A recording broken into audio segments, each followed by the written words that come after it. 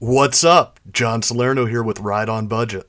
Okay, I'm going to try to keep this video short and sweet. If you want a more in-depth video, or if you find this to be just the right pace, feel free to let me know in the comments. So, if you're watching this video, you're probably finding yourself in the same situation I was in not too long ago. The Volvo's great and everything, but it'd be nice to add a little more bass to your commute. You can drive the car well, you know how to bolt things on it, maybe even swap the speakers out, but adding a speaker? That sounds a little more complicated. Well, don't worry, it's not.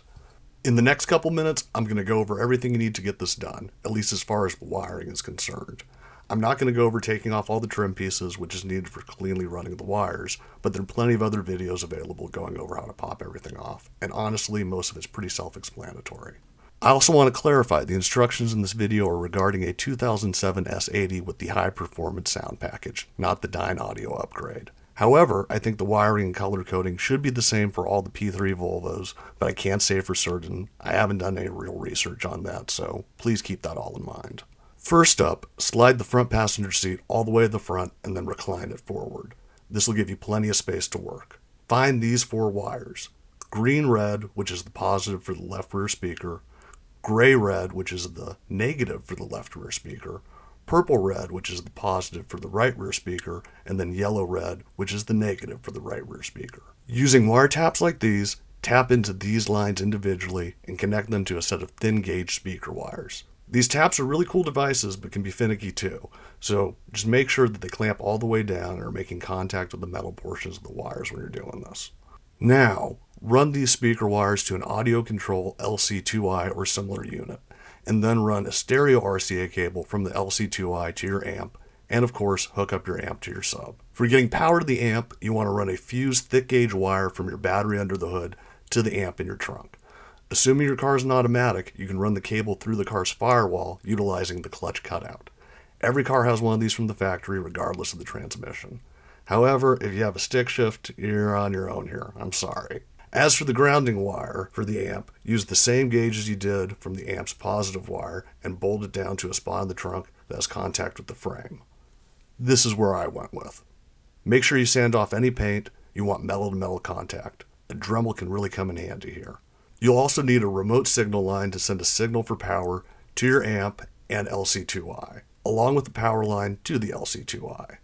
I've tapped into this fuse in the trunk using a basic fuse tap like this one. I just looked it up and believe it's fuse slot number 1 in the white fuse box, which Volvo refers to as Module B. If I remember correctly, this one should be left open for adding components, so you shouldn't even have a fuse in there, but even if I'm mistaken, a fuse tap allows you to keep using whatever fuse was in it, along with the supplemental one that it taps off to. It's been a great fuse to use since it's only live when the car is on or in accessory mode. So, there you have it. Just get those wires tucked away and you'll be ready to go. Alright, now since this is right on budget, I want to mention a few budget-related things. First up, you may have noticed the additional wires between the factory wires and the speaker wires. Originally, I wired my sub using a much cheaper option than the LC2I. I went with the basic RCA stereo line-out converter. Instead of running speaker wires from under the seat, I ran a long RCA cable that went from under the seat to the trunk where the amp was. The setup worked, but it sucked. I always had an issue of the subwoofer making a popping noise when I turned the car off, along with other phantom sounds that just popped up out of nowhere. And despite trying all kinds of grounding fixes and other methods of troubleshooting, I could just never get it right. I was able to significantly mitigate it, but never fix it entirely. So that was always a bummer. Also, the sound quality was awful. The audio signal going to the amp was the full spectrum of sound and not just the bass, so I had to heavily rely on my amp's crossover to tune all that out.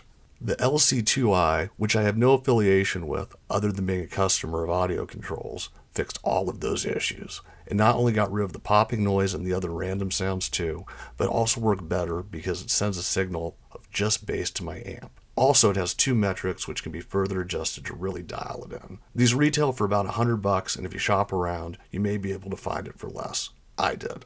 The RCA line-out converter, like the one I was using prior, retails for about $25. I really think the LC2I is at least 4 times better, if not more. So I would say skip wasting time and money on the basic line-out converter and just go with the audio control.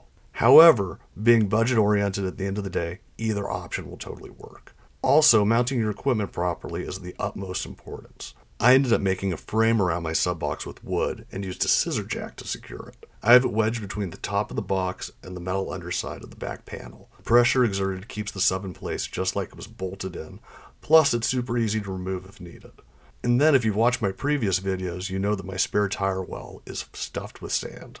Another benefit of that is it makes for the perfect surface to keep my audio control secure and free from sliding around. Anyway, thanks for watching. If you enjoyed this video, please give it a like, leave a comment, and do consider subscribing. This is John Salerno for Ride on Budget. Happy motoring, everyone.